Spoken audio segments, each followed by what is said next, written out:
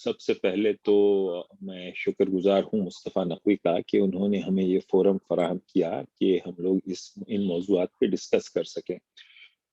जो किताब मैंने मुंतखब अपने लिए की वो तो सहीफ़े सज्जादिया है, लेकिन सहीफ़े सज्जादिया इतनी अहम किताब है कि मैं उसके बारे में बोलने के लिए कासिर हूँ।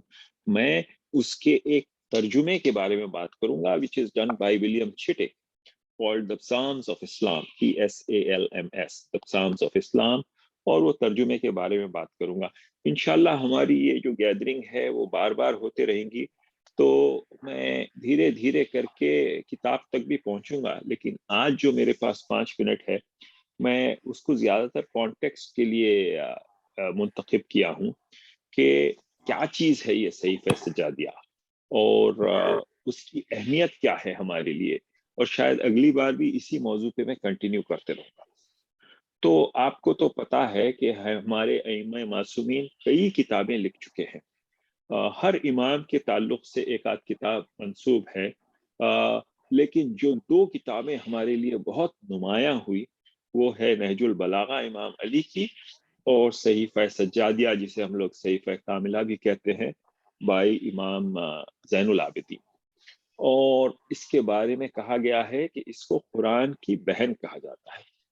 तो ये बहुत मुस्तहब है कि उसकी एक जिल्द हमारे घर में रहे और कुरान के बाजू रखी जाए, और कभी कभी उससे इस्तेफादा फरमाएं कि you go and you take a look at it.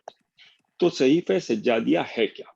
सहीफ़े Sajjadia का सबसे अहम बात यह है कि उसमें कई दुआएं हैं। इमाम ने 54 दुआएं हैं। लोग कहते हैं कि 75 दुआएं थी, लेकिन 21 हमसे गुम गई हैं। तो देर आर 54 दुआस। उसमें से 15 जो हैं विस्पर्ड दुआस, जिसे हम लोग मुनाजात कहते हैं, वो है। और इन सब की ये इल्म इस्नाद बहुत अहम होता है हमारे मजहब में, कि do we know the provenance of each हदीस, do we know whether it is authentic. जो सबसे ऑथेंटिक हदीस होती है उसको हम लोग कहते हैं मुतवातिर।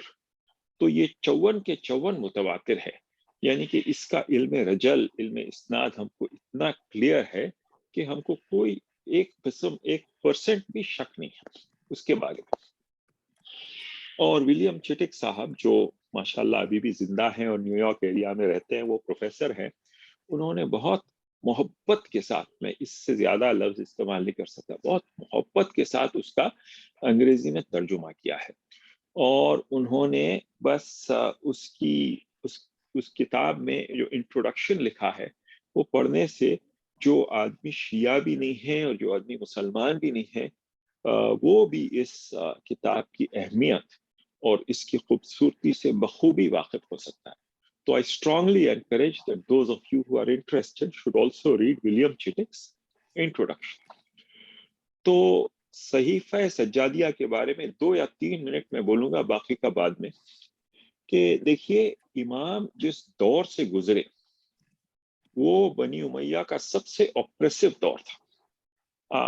जाहिर है बनी उमैया का जो यजीद था वो तो उसने इमाम हुसैन का कत्ल किया।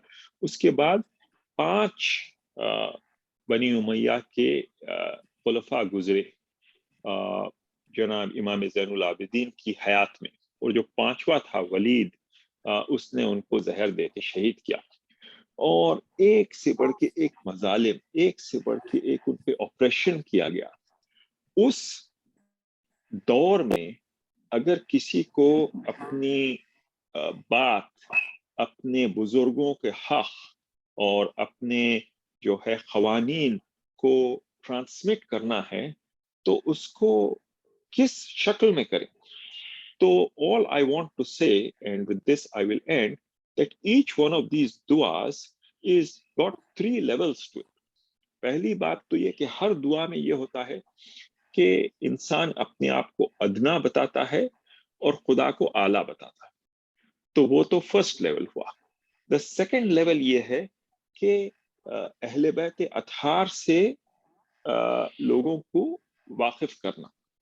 तो किस तरह से मौला ने अहले बैत अतहार के बारे में दुआओं में हिंट्स दिए, اور تیسری بات یہ ہے کہ the dua is a political statement which is saying کہ how the اہل بیت اطہار are the true وارث of رسول اللہ.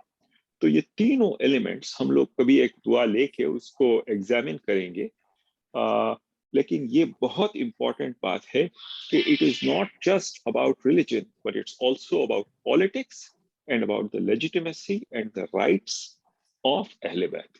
تو میں اتنی بات کر کے آج رک جاتا ہوں اور اگلی بار یہ گفتگو کو ہم لوگ آگے بڑھائیں گے. شکریہ.